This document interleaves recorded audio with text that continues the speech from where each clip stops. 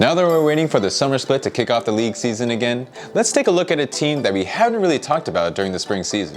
G2 Esports are the European champions, and they're also on our list of top 5 teams in the world.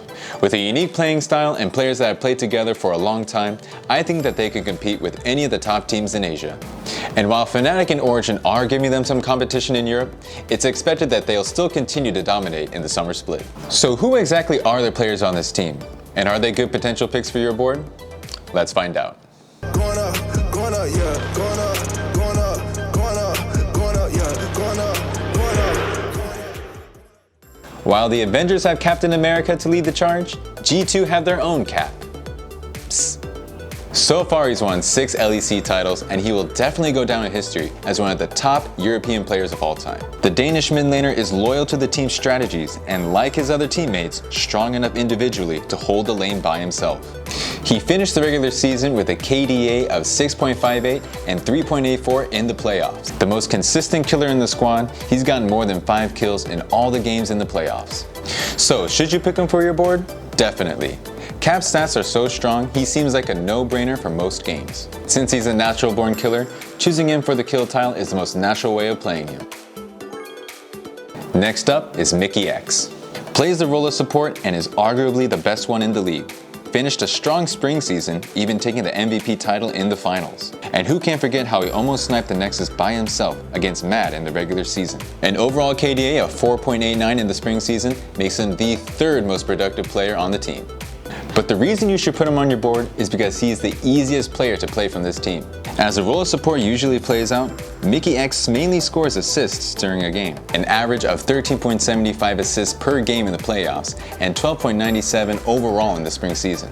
With that amount of activity, I definitely put him in one of the top corners of the board and watch him create bonus lines all game. Next up on the list is Wonder.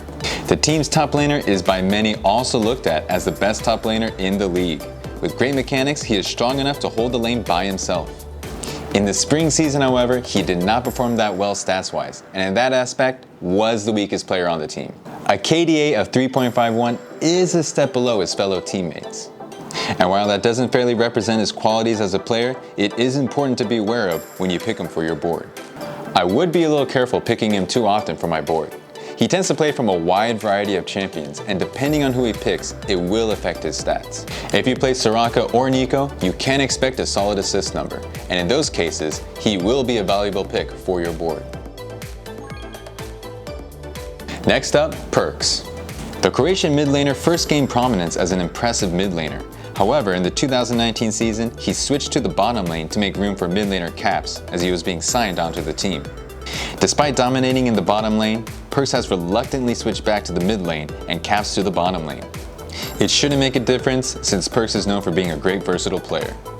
Having a KDA of 4.6 in the spring 2020 season, Perks was a clutch player for G2. But in RankingBall terms, the question is more how best to use him, as he is a well-rounded player. I'd say put him on the kill tile more often than not, but there will be games during the season where he should be switched to assist. And last but not least is Jankos. Jankos is the jungler from Poland. He is known for having a real aggressive style of playing and gained a fierce reputation, often being called the First Blood King. With an excellent KDA of 6.26 in the spring 2020 season, he became the first player to reach both 1,000 kills and 2,500 assists in the LEC, proving how much of an asset he is among European players. With stats like this, not only is he First Blood King, but indeed King of the Jungle. With the 5.1 KDA, he was the highest scoring player in the team during the whole spring season. Scoring somewhat evenly between kills and assists before the playoffs, I definitely put him on my kills tile during the regular season. In the playoffs with the team's change of strategies, Jankos will more often go into a more supportive role.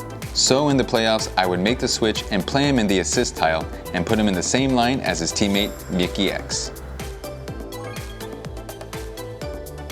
And those were the players of G2 Esports. Let me know in the comments if you agree with my analysis or you feel like there are some points that I missed. Personally, I can't wait for the summer split to start and see G2 back in action. And if you're an LOL fan, then download RankingBall and join in on the fun. And we'll see you in the next video.